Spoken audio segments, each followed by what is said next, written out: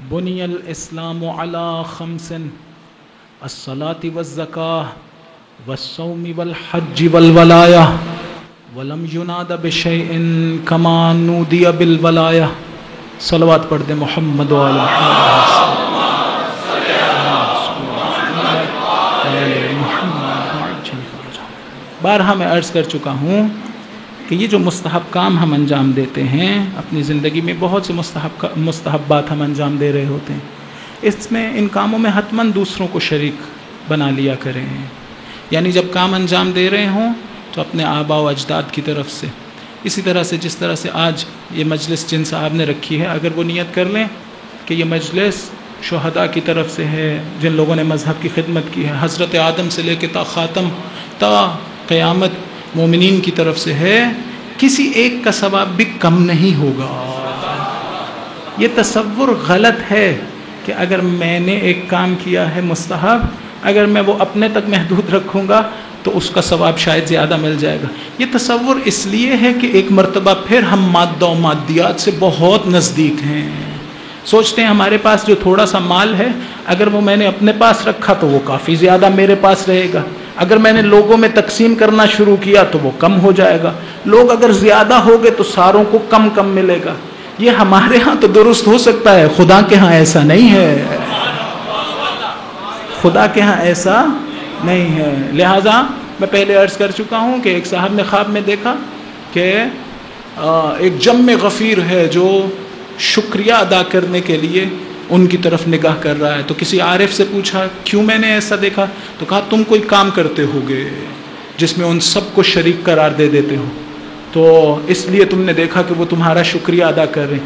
تو اس نے کہا کہ میں نے دیکھا اپنے دادا کو کہ خصوصیت سے میری طرف نگاہ کر رہے ہیں، اور میں نے محسوس کیا کہ ان کی توجہ ابھی دنیا کی طرف باقی ہے.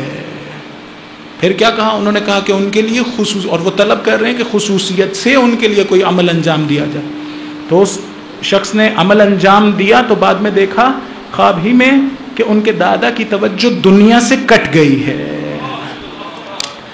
مومن کو جب بیماری آتی ہے اور خدا نہ کرے اس بیماری میں مبتلا ہو جائے، میں نے پہلے عرض کیا تھا جب اس زندگی میں آتا ہے تب اس کا تعلق مادیات سے نہیں ہوتا، جب بیمار ہو جاتا ہے شدت سے تب اس کا مادیات سے تعلق بہت کمزور رہ جاتا ہے، جب مر جاتا ہے نہایت باریک درجے پہ پہنچ جاتا ہے، اور پھر اس کے بعد اس کی موت واقع ہوتی. کیوں ایسا ہے؟ خدا کے بہت بڑے الطاف میں سے ایک یہ لطف ہے کہ مومن کو بیمار کرنے کے بعد موت دیتا ہے. یا شہادت ملے یا اس طرح سے، دونوں صورتوں میں لطف خدا بند متعالی. کیوں؟ تاکہ مرنے سے پہلے اس دنیا سے اپنا دل کاٹ لے.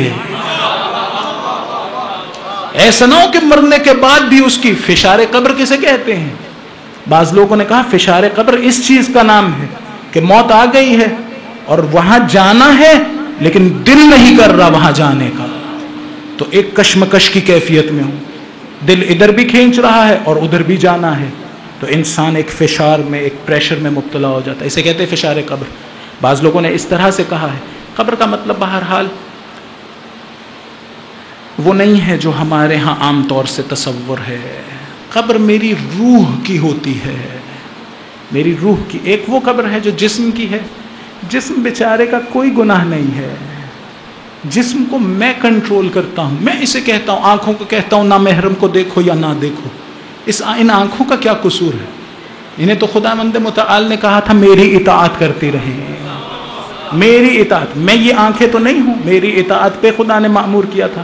یہیں سے یہ بھی کہتا چلوں کہ لمحے بھر کے لیے خدا مند متعال میری آنکھوں سے کہے اب نہیں دیکھنا، تو کوئی ڈاکٹر دنیا میں ایسا نہیں ہے جو ان آنکھوں کو کارآمد بنا دے. خدا نے کہا ہوا ہے دیکھو. بہرحال تو کہنا یہ چاہ رہا تھا کہ مومن پہ الطاف میں سے بہت بزرگ لطفوں میں سے ایک یہ ہے کہ وہ بیمار ہوتا ہے، پھر اس کا تعلق دنیا سے کمزور ہو جاتا ہے، پھر مرتا ہے. یعنی مرنے سے پہلے دنیا سے جدا ہو چکا. اگر نہ اس طرح سے ہو تو کیا ہوتا ہے؟ میں نے شاید پہلے عرض کیا تھا کہ ایک عارف ایک شخص کو اپنے ساتھ قبرستان میں لے گئے. قبرستان میں لے جانے کے بعد کہا ذرا قبر پہ کان لگاؤ، سنو کیا کہہ رہا ہے، مردہ کیا کہہ رہا ہے. بہرحال آواز آ رہی تھی اندر سے وہ شخص جب زندہ تھا تو خیار بیچا کرتا تھا، یہ کھیرے بیچا کرتا تھا. آواز آ رہی تھی خیار خیار سبز خیار خیار سبز، آوازیں لگا رہا تھا. کیوں؟ مرنے کے بعد بھی دنیا سے نہیں کٹ سکا، مرنے کے بعد بھی اس کی توجہ دنیا کی طرف باقی. کہا دوسری قبر کو ذرا سنو. اندر سے آواز آ رہی تھی لا الہ الا اللہ لا الہ الا اللہ لا الہ الا اللہ.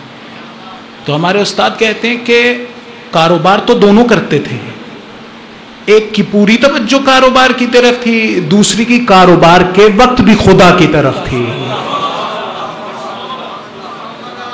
کٹا نہیں تھا.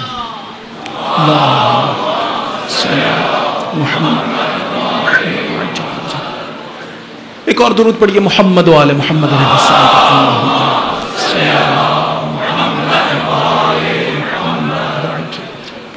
خیر خداوند متعال نے ایسی مخلوق بنائی ہے جس نے یہاں پر نہیں رہنا ہے، اس نے یہاں سے گزر جانا ہے، چلے جانا ہے.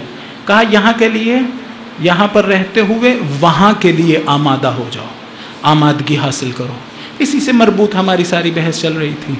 یہاں پر رہتے ہوئے وہاں کے لیے آمادہ ہو. معلوم ہو ایک ایسی مخلوق ہے جس میں تبدیلی کی گنجائش ہے. جیسا اسے بنایا گیا ہے ویسا اس نے باقی نہیں رہنا ہے. اس میں خدا نے یہ صلاحیت رکھی ہے کہ وہ بدل جائے، تبدیل ہو جائے. حرکت جوہری سے مربوط یہ بحثیں ہیں فلسفے کی. انسان میں یہ صلاحیت رکھی کہ وہ بدل جائے. دو قسم کی مخلوق ہے خدا کی. ایک ایسی مخلوق جس کو جیسا بنایا ہے اس کے بعد اس نے تبدیل نہیں ہونا، اس نے ویسے ہی رہنا. مثلا فرشتے، مثلا جانور، حیوانات. ایسا نہیں ہونا کہ انہوں نے بدل جانا ہے. حیوان ساری عمر حیوان ہی رہے گا. عجیب یہ ہے اگر حیوانات کے مجموعے کو بھی دیکھ لیا جائے تو جہاں ان کی ایک نسل ختم ہوتی ہے اس سے آگے دوسری نسل نہیں جاتی. یہ نہیں ہوتا کہ حیوانات کی ایک نسل جہاں آ کے رکی تھی اب وہاں سے اپنا سفر شروع کرے گی، ایک اور مرحلے پہ آ کے رکے گی، پھر ایک اور نسل وہاں سے ایک اور مرحلے تک آئے گی. نہیں، ایسا نہیں ہوتا. جہاں سے پہلے حیوانات نے ابتدا کی تھی وہیں سے بعد والوں نے ابتدا کی، وہیں سے بعد میں عالم. انسان کے معاشرے کو خدا نے یہ خصوصیت دی ہے کہ جہاں ایک نسل آ کے ختم ہوتی ہے دوسری نسل وہاں سے آگے جاتی ہے. یہ نہیں کرتی کہ وہیں سے ابتدا کرے جہاں سے شروع والے انسانوں نے ابتدا کی تھی. معلوم ہوا انسان میں خدا نے بدلنے کی صلاحیت رکھی ہے. ترقی کا ایک آپ کہہ لیں زمینہ رکھا ہے، تنزلی کا بھی رکھا ہے. انسان چاہے تو گر جائے، چاہے تو بلند ہو جائے. فرشتوں میں بھی انسان خداوند متعال نے بدلنے کی صلاحیت نہیں رکھی. وہ جہاں خلق ہوئے ہیں وہیں. خوب یہ جو خلقت ہوئی ہے حیوانات کی اور فرشتوں کی اس طرح سے، اسے کہتے ہیں ہدایت تکوینی. اسے کہتے ہیں کہ خدا نے انہیں ایک خاص قسم کی ہدایت دے کے خلق کیا ہے. ہدایت تکوینی یعنی جس کو جو ضرورت تھی وہ خدا نے عطا کر دیا. الذی ربنا الذی خلق اعطى كل شيء خلقه ثم هدى. حضرت موسیٰ سے پوچھا فرعون نے تمہارا رب کون ہے؟ انہوں نے کہا ہمارا رب وہ ہے جس نے ہر چیز کو خلقت دی اور ہدایت دی. وہ ہدایت کون سی ہے؟ وہی ہدایت تکوینی. ہر چیز کو جو ہدایت ملی ہے، انسانوں کو جیسا بننا چاہیے تھا ویسا بننا ان کا ہدایت تکوینی. انسان ایک ایسی مخلوق ہے جو اس کمال تکوینی، دیکھیں کمال تکوینی کے ساتھ خلق ہوا ہے، ہدایت تکوینی کے ساتھ خلق ہوا. اس کے علاوہ ایک اور قسم کا کمال حاصل کر سکتا ہے، ایک اور قسم کا کمال حاصل، وہی جو ہیومن ویلیوز ہیں، انسانی اقدار ہیں، اسلامی اقدار ہیں. مثلا پاکیزگی، تقوی، شجاعت، علم، یہ ساری کی ساری ویلیوز ہیں انسان کی روح میں حاصل ہو سکتی ہیں. چونکہ اس میں یہ صلاحیت تھی لہٰذا اس کے لیے ایک اور قسم کی ہدایت کی ضرورت تھی. چونکہ اس میں یہ صلاحیت تھی ایک اور نظام ہدایت کی ضرورت تھی. چونکہ جانوروں میں ایسی صلاحیت نہیں ہے، نہ وہاں نبیوں کی ضرورت ہے نہ اماموں کی ضرورت ہے. چونکہ فرشتوں میں یہ صلاحیت نہیں ہے اس کمال ثانوی کو حاصل کرنے کی، لہٰذا وہاں ہادیین کی ضرورت بھی نہیں ہے. انسان میں یہ صلاحیت تھی، خدا نے ایک اور سلسلہ ہدایت شروع کیا. اسے کیا کہتے ہیں؟ اسے کہتے ہیں ہدایت تشریعی. تشریعی ہدایت وہ کیسے ہوتی ہے؟ پھر سے دوہراؤں، خدا نے ایک پیکج بنا کے بھیجا جس کا نام اسلام رکھا، اور ساتھ ایسے لوگ بھیج دیے جو وہی اسلام ہمیں سمجھاتا رہے. اگر خدا چاہتا تو کیا یہی جتنی اسلامی ویلیوز ہیں اور انسانی ویلیوز ہیں، کیا انہی کے ساتھ ہمیں خلق نہیں کر سکتا تھا؟ ہمیں انہی ویلیوز کے ساتھ بھی خلق کر سکتا تھا. جس طرح سے ہدایت تکوینی کے ساتھ خلق کیا ہے، ہدایت تشریعی کے ساتھ خلق کر دیتا. نہیں، اگر ایسا کر دیتا تو امتحان کا فلسفہ ختم ہو جاتا. اگر ایسا کر دیتا تو امتحان کی کوئی نوبت ہی نہ آتی. انسان کو خدا نے عقل دی، ہادی بھیجے، اپنی کتابیں بھی نازل کرتا رہا، ان سب کے ساتھ ایک ایسی چیز دی جو باقی مخلوقات کی نسبت مختلف ہے. وہ کیا ہے؟ وہ ہے اختیار. اختیار یعنی کیا؟ یعنی مجھے اجازت دی ہے کہ میں چوز کر لوں، چوائس کی اجازت دی ہے. چاہوں تو اس رستے پہ جاؤں، چاہوں تو کوئی اور رستہ انتخاب کر لوں. یعنی خدا نے مجھے مجبور نہیں کیا کسی ایک خاص رستے کو چننے پر. خود خدا کہتا ہے قرآن میں وَلَوْ لَوْ شَاءَ رَبُّكَ لَآمَنَ مَنْ فِي الْأَرْضِ كُلُّهُمْ جَمِيعًا. اگر خدا چاہتا تو زمین میں جو بستا ہے وہ ایمان لے آتا، سب کے سب. خدا چاہتا تو سب کے سب کو، لیکن اگر ایسا کر دیتا تو کیا نتیجہ نکلتا؟ کہ امتحان نہ لیا جا سکتا. یہی جو صفت اختیار دی ہے اس کا کوئی فائدہ ہی نہ رہتا، بلکہ یہ صفت دی ہی نہ جاتی، انسان سے اختیار سلب ہو جاتا. بس اب کمال انسانی کیا ہے؟ کمال انسانی یہ ہے کہ اسی دنیا میں رہتے ہوئے بائی چوائس اپنی مرضی سے صحیح راستے کا انتخاب کرے. کوئی زبردستی اس کو نہیں لے کے جائے گا. سمجھ آ گئی یہ بات؟ کوئی بھی سیدھے راستے پر اسے زبردستی نہیں لے کے جائے گا. کیوں؟ خدا نے کہا ہے اگر ایسا ہی کرنا ہوتا تو میں ساروں کو مومن بنا دیتا، سارے ایمان والے ہوتے. لو درود پڑھیے محمد و آل محمد علیہ السلام.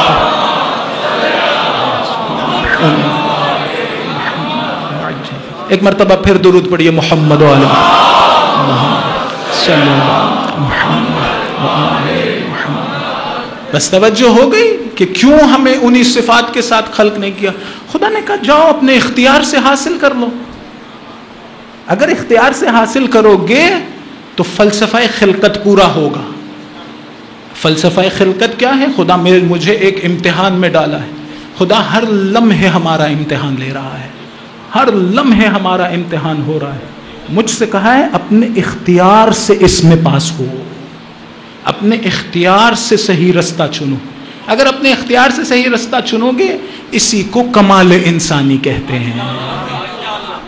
ہدایت تشریعی کے لیے میں نے نمائندے بھیج دیے ہیں، مرضی پھر بھی تمہاری ہے، ان کی سنو یا نہ سنو، ان کی سنو یا نہ سنو، مرضی پھر بھی تمہاری رہے گی، زبردستی نہیں ہے. یہیں سے ایک اور بات بھی عرض کرتا چلوں، شیطان کو بنانے کا فلسفہ بھی یہی ہے. سوال کر سکتے ہیں بھائی شیطان کو اگر اللہ تعالیٰ نہ بناتا تو کیا ہو جاتا؟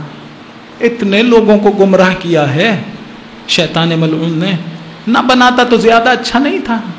بنایا ہی کیوں؟ بنایا ہی کیوں؟ دیکھیے امتحان فقط اس صورت میں ممکن ہے جب کوئی چیز ایک طرف کھینچ رہی ہو، دوسری چیز دوسری طرف بلا رہی ہو. امتحان کب ممکن ہے؟ جب آپ کے پاس دو رستے ہوں. اگر رستہ ہی ایک ہو تو کیسا امتحان ہے؟ اگر رستہ ہی ایک ہو تو یہ کیسا امتحان ہوا؟ امتحان فقط تب ممکن ہے جب دو رستے ہوں اور دونوں طرف بلانے والی طاقتیں ہوں. اگر دونوں طرف بلانے والی طاقتیں نہ ہوں تو امتحان نہیں ہو سکتا. بس ضروری تھا کہ کوئی ہو، جس طرح وہاں ضروری تھا کہ کوئی ہو جو مجھے ہدایت دے رہا ہو، ضروری تھا کہ کوئی ہو جو مجھے گمراہی کی طرف بلا رہا ہو. میں اس کی بات نہ سنوں، ہدایت دینے والے کی بات سن لوں. یہ جو مجھے گمراہی کی طرف بلا رہا ہوگا، یہ ممکن ہے ابلیس ہو یا اس کی اولاد میں سے کوئی ہو. یہ ممکن ہے ابلیس ہو یا اس کی اولاد میں سے کوئی ہو. مجھے کھینچ رہا ہوگا دوسری طرف. میں نے کیا کرنا ہے؟ میں نے اس کی بات نہیں سننی. بس اتنا سا کرنا ہے، بس اتنا سا. وہ جب مجھے بلائے گا گمراہی کی طرف تو میں نے کہنا میں تمہاری بات نہیں سنتا، میں علی کے پیچھے چلوں گا. کل میں نے عرض کیا تھا حضرت عمار کے بارے میں، کہا علی کے پیچھے چلو، کسی اور کے پیچھے نہ چلو. بس جب مجھے کوئی شیطان بلائے دوسرے رستے کی طرف تو میں نے نہیں جانا. بس یہ سمجھ لیجئے، اگر آپ کو یہ میرا مقدمہ سمجھ میں آئے، ایک درود پڑھیں محمد و آل محمد علیہ السلام. کہ انسان آزمائش گاہ میں ہے، امتحان کیا کہتے ہیں اس کو، کمرہ امتحانی میں ہے. امتحان ہو رہا ہے اس کا ہر مرتبہ، ہر مرتبہ. یہ جو آپ بیٹھے ہیں اس لمحے بھی امتحان ہو رہا ہے. یہ جو میں یہاں بیٹھا ہوں ابھی بھی امتحان ہو رہا ہے. ایک ایک لفظ ادا کرتے وقت ایک امتحان سے گزر رہا ہوں. جس وقت یونیورسٹی میں ہوں امتحان میں ہوں، جس وقت کاروبار میں ہوں امتحان میں ہوں، جس وقت انٹرنیٹ پہ بیٹھا ہوں امتحان میں ہوں، جس وقت موبائل استعمال کر رہا ہوں امتحان میں ہوں. کسی ایک خدا نے اگر کسی کو کوئی نعمت عطا کی تو امتحان لیا، کسی سے نعمت لے لی تو امتحان لیا. صرف اس کا امتحان نہیں ہے جس سے نعمت لے لی ہے کہ اب صبر کرتا ہے یا نہیں، اس کو جسے دی ہے اسے بھی دے کے امتحان لیا ہے. ہر لمحے امتحان میں ہوں. یہ امتحان تب ممکن ہے اچھا کہ جب میں اختیار رکھتا ہوں. یہ اختیار ایک ایسی چیز ہے جو کسی لمحے میں مجھ سے جدا نہیں ہوتا، کسی لمحے میں بھی. حتیٰ اس وقت کہ جس وقت ایک شخص گن پوائنٹ پہ مجھ سے کوئی کام کرانا چاہتا ہو، اس وقت بھی میرے صفت اختیار، چوائس باقی رہتی ہے. یا تو چوز کر لوں، اختیار کر لوں کہ یہ مجھے گولی مار دے، یا اختیار کر لوں کہ نہیں اس کی بات سن لوں اور بچ جاؤں. کوئی ایک لمحہ ایسا نہیں ہے. جب تک عقل انسانی ہے تب تک صفت اختیار بھی ہے. لہٰذا یہ صفت مجھ سے جدا نہیں ہونی. ایک یہ صفت ضروری تھی. دوسرا یہ کہ دو رستے ہونا ضروری ہے، کوئی ایک طرف بلائے دوسرا دوسری طرف بلائے. تیسری بات یہ ہے کہ امتحان کی ایک خصوصیت یہ ہوتی ہے کہ چیزیں کلیات کی شکل میں ہمیں بعض اوقات بتائی جاتی ہیں، ان کی امپلیمنٹیشن ہم نے خود کرنی ہوتی ہے. ہم یونیورسٹیز میں بھی دیکھتے ہیں ایک علم ہمیں پڑھایا جاتا ہے، لیکن جب کمرہ امتحانی میں بیٹھتے ہیں تو اس علم کا امتحان ہوتا ہے. کیسے؟ یہ نہیں ہے کہ بالکل وہی عبارتیں جو کتاب میں لکھی تھی وہی آ جائیں. نہیں، ایک سوال دیا جاتا ہے یہ دیکھنے کے لیے کہ کیا وہ باتیں سمجھے ہو جو کتاب میں لکھی تھی یا نہیں. یعنی ایک ابہام کی سی کیفیت باقی ہوتی ہے.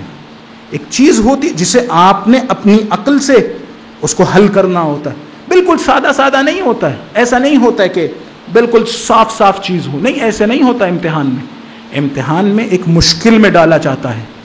حفظ والے امتحانوں کی بات نہیں کر رہا کہ حفظ کر لی ایک چیز اور انہوں نے پوچھا فلاں چیز لکھ دو تو انہوں نے حفظ سے لکھی ہوئی چیز لکھ دی. نہیں، میں کہہ رہا ہوں چیزوں کو سمجھے ہو یا نہیں، اس کا امتحان جب لیا جا رہا ہوتا ہے تو ایک خاص قسم کا ابہام ہوتا ہے. انسان نے اپنی توجہ سے اسے حل کرنا ہوتا ہے، اپنی توجہ، اپنی لیاقت سے. امتحان کی نوعیت سمجھے ہیں؟ امتحان کی نوعیت یہ ہے کہ ایک ابہام، ایک امتحان ہے. وہ امتحان ایسا نہیں ہے کہ امتحان نہیں ہے. امتحان تب درست ہوتا جب بعض کہتے اس طرح سے ہے، بعض کہتے نہیں اس طرح سے ہے. اب آپ نے دیکھنا ہے کہ کیا درست ہے. ہر ایک نے ہم میں سے دیکھنا ہے کون درست کہہ رہا ہے. تو جب یہ ڈھونڈنے کے لیے نکلیں گے کہ کون درست کہہ رہا ہے تو وہ قرآن میں بھی جو کلیات آئی ہیں اس کا علم لینے کے لیے ہم رسول کے پاس ہی تو جائیں گے، کسی اور کے پاس تھوڑی جائیں گے. اور رسول کو بھی خدا نے ایسا بنا کے بھیجا ہے کہ اس کے کہنے اور قرآن کے کہنے میں کوئی فرق نہیں ہے. جب کوئی فرق نہیں ہے،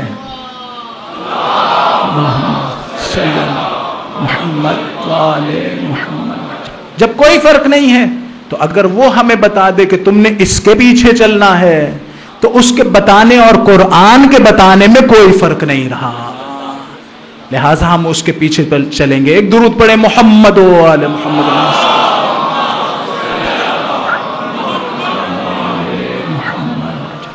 امتحان انسان کا ہو رہا ہے. اچھا یہ بھی نہ سمجھیے گا، توجہ، یہ نہ سمجھیے گا، یہ نہ تصور کیجیے گا کہ امتحان دوسروں کا ہو رہا ہے، ہمارا نہیں ہو رہا. مولا کی ولایت ایسی چیز ہے کہ اس سے محبت کرنے والے اور محبت کا دعویٰ کرنے والوں کا امتحان شاید زیادہ سخت ہو رہا ہے. ایسا نہیں ہے کہ دوسروں کا امتحان ہو رہا ہے، میرا امتحان شاید ان سے پہلے ہو رہا ہے. امام باقر علیہ الصلوۃ والسلام فرماتا ہے،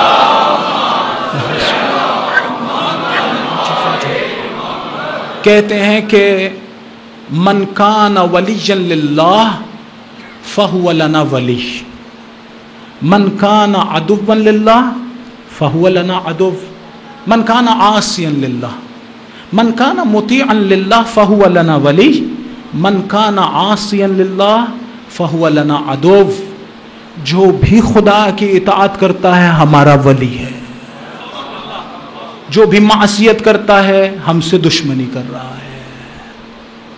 پھر کہا کہ لا تکن ولیا للہ فی العلانیہ وعدوہ فی السر یا عدوا لہ فی السر. ایسا نہ کرنا کہ لوگوں کے سامنے خدا کے دوست بنے پھرنا اور تنہائی میں خدا کے بدترین دشمن. ہمارا امتحان بھی ہو رہا ہے. کونوا لنا زینا ولا تکونوا علینا شینا. دیکھو ہمارے لیے باعث زینت بننا، باعث ننگ و عار نہ بننا. یہ کس سے کہہ رہے ہیں ساری باتیں؟ غیروں سے تھوڑی کہہ رہے ہیں، ان سے کہہ رہے ہیں جو ان کی ولایت کا دم بھرتے ہیں، جو یہ کہہ رہے ہیں کہ ہم ان کو ولی مانتے ہیں. ان کو ولی ماننے کا مطلب کیا ہے؟ کہ ہماری زندگی کی باغ دور ان کے ہاتھ میں. خداوند متعال حقیقی ولی ہے، خدا نے انہیں ولایت دی ہے، اہل بیت علیہ السلام کو اور ائمہ کو. لہٰذا ان کی اطاعت بھی کیوں ہے؟ کیونکہ خدا نے کہا ہے ان کی اطاعت کرو، اور یہ ہمیں خدا ہی تک لے جائیں گے. اس لیے یہ سب. بس اب اگر ان کی میں اطاعت نہ کروں، دیکھیے عجیب جملے ہیں. آپ نے حضرت سلمان فارسی کے بارے میں سنا ہے، رسول نے کیا کہا؟ کہا سلمان منا اہل البیت. ہم میں سے کوئی ہے جو چاہتا ہو اس کو امام زمانہ علیہ السلام کہیں منا اہل البیت؟ شاید ہم میں سے اگر، بہرحال سخت کام ہے، معمولی کام نہیں ہے، لیکن اگر دل کی خواہش کی بات کریں تو ہم میں سے سب چاہتے ہیں کہ ہمیں بھی کہا جائے. تو کیا رستہ بند کر دیا گیا ہے؟ حضرت سلمان کے بعد دروازہ بند کر دیا تھا کہ تم منا اہل البیت، اب کوئی اور نہیں بنے گا. کوئی فیوریٹزم کا نظام تھا کہ سلمان کو تو منا اہل البیت بنانا ہے لیکن باقی انسانوں کو نہیں بنانا. نہیں، اہل بیت کو بھیجا اس لیے گیا تھا کہ کائنات کے فرد فرد کو جو صلاحیتیں اس میں چھپی ہیں انہیں اوج و کمال تک لے جایا جائے. ایک خاص گروہ کو نہیں، سب کو اوج و کمال تک لے جایا جائے. رستہ کھلا ہے، کوئی رستہ بند نہیں. بس یہ جو امتحان ہے یہ فقط دوسروں کا نہیں ہے، شاید میرا زیادہ سخت امتحان ہے. میں نے کل عرض کیا تھا کہ کوئی شیطان کیا کام کرتا ہے آخری لمحے میں؟ میری عزیز ترین چیز کو، یعنی اسی ولایت کو اور اسی ایمان کو مجھ سے چھیننا چاہتا ہے.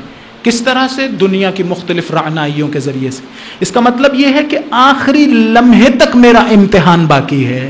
اپنی اپنی زندگیوں میں ہمیں خود کو دیکھنا پڑے گا. کربلا میں کیا ہوا تھا؟ کربلا میں بھی ولایت کا امتحان ہوا تھا. کیا خوبصورت جملہ کہا تھا؟ کہا غدیر یعنی 18 ذی الحج عوام کی کربلا کا دن تھا. غدیر عوام کی کربلا کا دن تھا. عاشور خواص کی غدیر کا دن تھا.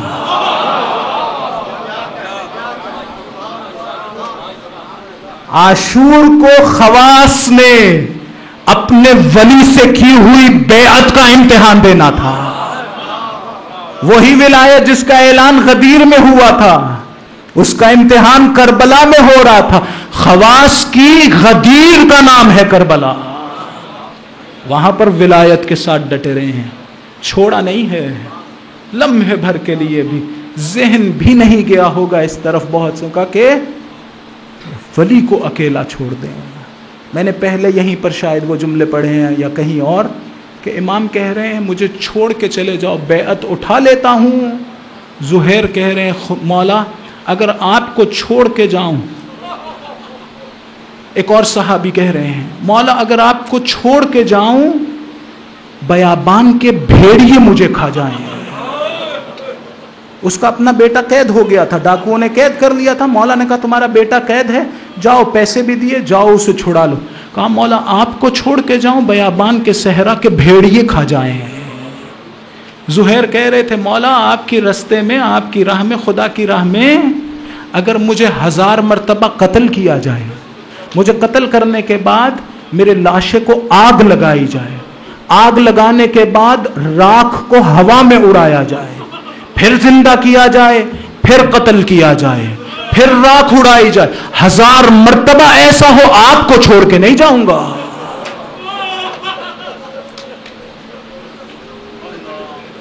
آپ کو چھوڑ کر نہیں جاؤں گا میں. ولایت کے ساتھ کھڑے ہیں. ہم بیچارے ہیں چھوٹی چھوٹی چیزوں پہ مار کھا جاتے ہیں.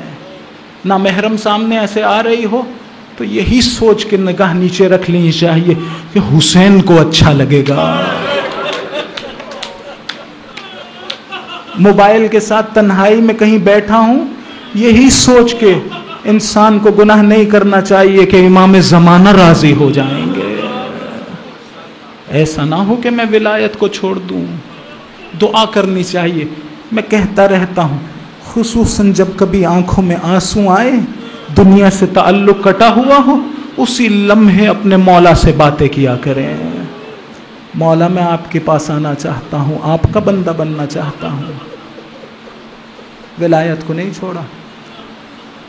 ایک مقام پہ قافلہ پہنچا تو امام حسین علیہ السلام کی آنکھ کچھ لگ گئی تھی. اٹھے تو دیکھا کہ چہرے پہ کچھ آثار ہیں. حضرت علی اکبر نے آگے بڑھ کے پوچھا بابا کیا ماجرا ہے؟ کہا کہ آنکھ لگی تھی، کسی کی آواز سنائی دی، یہ قافلہ اپنی موت کی طرف بڑھ رہا ہے.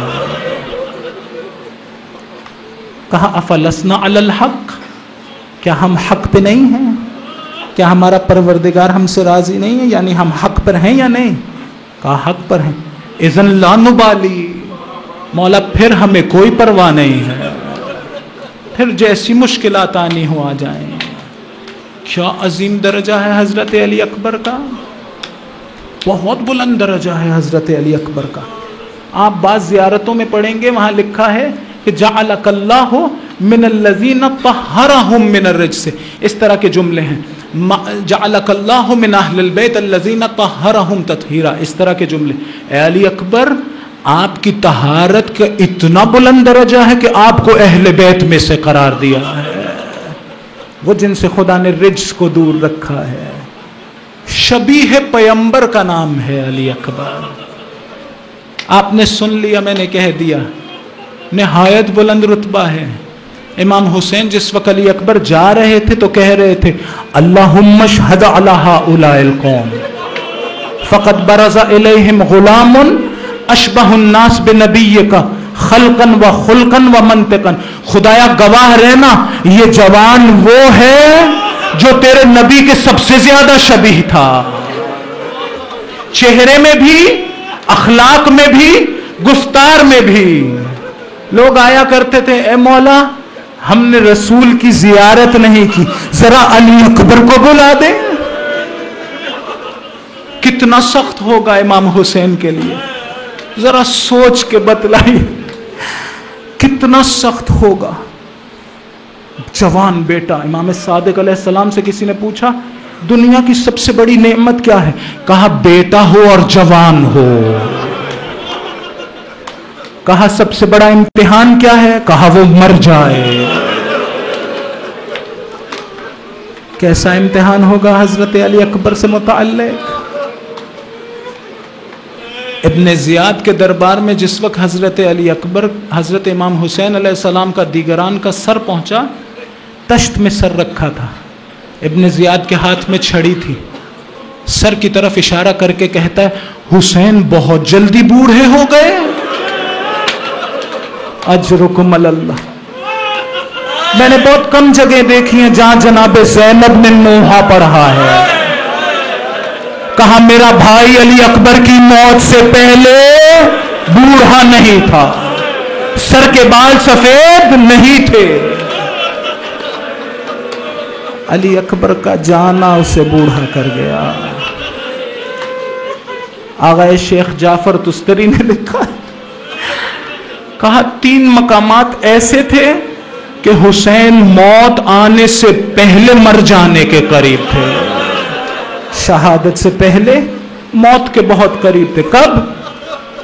جب علی اکبر سج دھج کے بابا کے سامنے آئے. خود پہنا ہوگا، علی مرتضی علیہ السلام کا کمر بند باندھا ہوا تھا، ہاتھ میں تلوار تھی، بابا سے کہہ رہے تھے مجھے جنگ کی اجازت دے دو. اجرکم اللہ. حسین موت کے قریب تھے. دوسرا مقام وہ کہ جب لڑتے لڑتے واپس آئے، آگے کہتے بابا پیاس نے مجھے قتل کر دیا، بابا تلوار بھاری لگ رہی ہے، بابا اگر 2 گھونٹ پانی ہوتا. امام حسین نے کہا بیٹا میرے لیے بڑا سخت ہے، تم مجھ سے کچھ مانگو تمہیں دے نہ پاؤں. کس حالت میں دیکھا علی اکبر کو؟ شبیہ پیغمبر کہہ رہی ہے میں پیاسا ہوں. شاید دیکھا ہو زخموں سے خون بہ رہا ہے. ذرا سوچے تو ہمارے بچے کا زخم سے خون بہ رہا ہو، ہماری اولاد جیسے لاکھوں کروڑوں فدا ہو علی اکبر پر، کس طرح سے حسین نے برداشت کیا ہوگا. دیکھا ہوگا زخم لگے، خون بہ رہا ہے. شیخ جعفر تستری نے کہا حسین موت کے بہت قریب تھے. تیسرا مقام وہ جب گھوڑے سے گرے، گرتے گرتے بابا پہ سلام کیا، کہا حسین موت کے قریب ہو گئے. اجرکم اللہ. ایک مرتبہ آئے بابا کے پاس، بابا مجھے جنگ کی اجازت دو. امام حسین علیہ السلام نے کہا میں نے کیفیت بتائی آپ کو، گو مگو کی کیفیت، جان نکلنے کے قریب ہے. کہا ذرا اہل حرم سے ودا کر لو. ایک مرتبہ خیمے میں آئے، بیویوں نے نرگے میں لیا ہوگا، روتی ہوں گی، گریا کرتی ہوں گی. عاشور سے زیادہ کس دن رسول خدا کو یاد کیا ہوگا. انہیں دیکھ کے رسول یاد آتے تھے. سوچتی ہوں گی شبیہ پیغمبر جانے کی اجازت مانگ رہے ہیں. ماں سوچتی ہوگی یہ میرا بیٹا جائے گا واپس نہیں آئے گا، بہت مشکل ہوگا.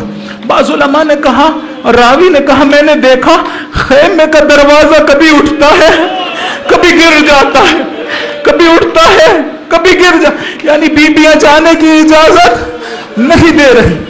ایک مرتبہ باہر آئے، مقتل کے جملے میں نے دیکھے. امام زین العابدین علیہ السلام کے خیمے میں آئے. امام زین العابدین کہتے ہیں عاشور کا دن تھا، مجھ پہ غشی طاری تھی. غشی کے عالم میں نے محسوس کیا کوئی ہے جو میرے پاؤں پہ بوسے دے رہا ہے. کبھی گال رکھتا ہے کبھی بوسے دیتا ہے. بیدار ہوا تو پوچھا کیا ماجرا ہے. کہا بھائی میں اجازت لینے آیا ہوں، ودا کرنے آیا ہوں. باہر آئے، حسین سے ودا کیا. مقتل کہتی ہے علی اکبر نے مقتل کی طرف چلنا شروع کیا. حسین شدت غم میں کبھی زمین پر بیٹھتے ہیں کبھی کھڑے ہو جاتے ہیں.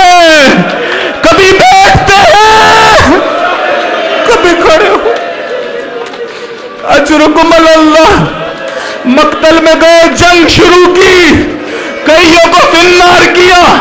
وہاں خیمے میں ماں نے کہا علی اکبر کی حال گیری ہو، دیکھو تو کس حالت میں ہے.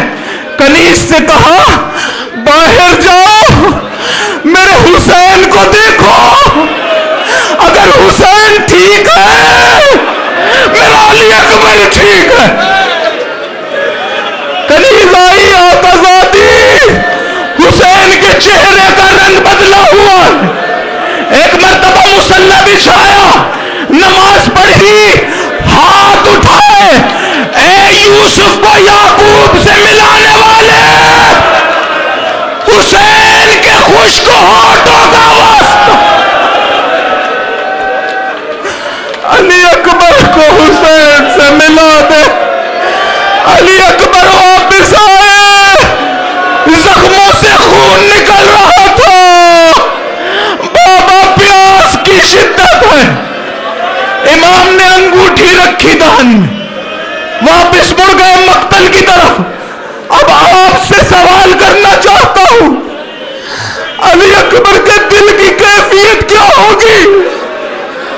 سوچ رہے ہوں گے میرا بوڑھا باپ ہے، خود بھی پیاسا ہے، بہت امتحانوں سے گزر رہا ہے، میں نے اسے اپنی پیاس بھی بتا دی،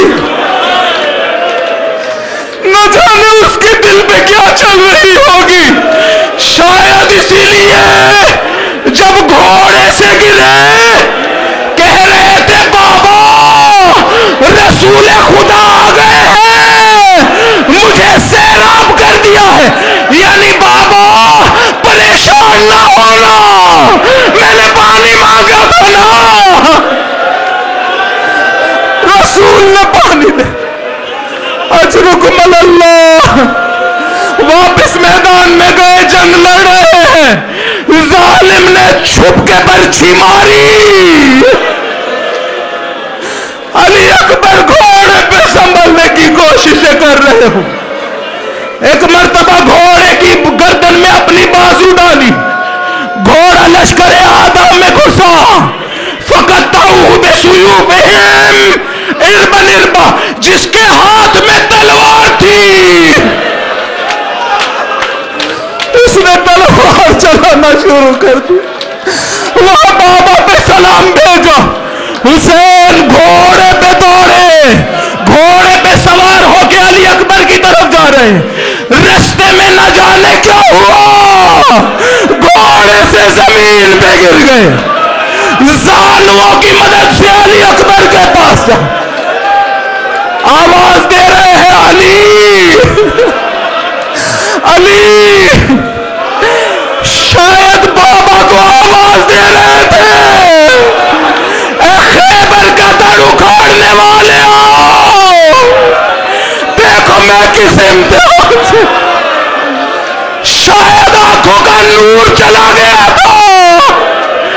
بیٹے کو آواز دے رہے تھے علی اکبر مجھے نظر نہیں آ رہا، آواز دو. سرحانے پہنچے، جوان کے لاش کو اٹھایا، سینے سے سینہ لگا. اولاد والو، جس کا جوان بیٹا ہے بتاؤ ذرا، جب بیٹے کو سینے سے لگاتے ہو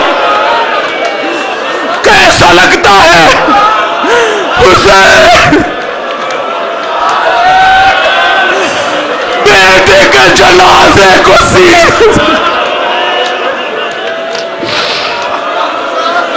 اجرکم اللہ. ایک مرتبہ گالوں پہ گال رکھ دیا. اولاد والو، کبھی اپنے بچوں کے گال پہ گال رکھا ہے؟ علی اکبر کے گال پہ گال رکھا. علی اکبر الگ دنیا.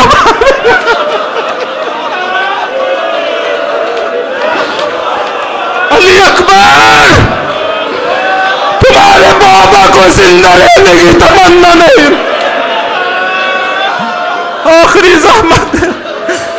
ایک مرتبہ گلس کوٹ میں سر رکھا، دیکھا लगा। अबा का दामन उठाया, दांतों से खून साफ करना शुरू की। साफ करते करते अजीब जुमला कहा, अली अकबर इन तख्तो फानता मंतकी, इन सकत्तो फानता फी मिज़मारी। अली अकबर, बाज़ उलमा ने लिखा है मक्तल की किताबों में, हुसैन का बदन लरज रहा होगा, होठ खुश्क थे। कह रहे थे अली अकबर, आज के बाद मैंने बात की ना, तुम्हें याद कर रहा हूँगा। अगर मैं खामोश नजर आया, तुम्हारे बारे में सोच रहा हूँ। एक मर्तबा लाशा उठाना चाहा, न जाने कैसे उठाया। बास ने कहा बच्चों को आवाज दी, हाशमी बच्चों, हुसैन से लाश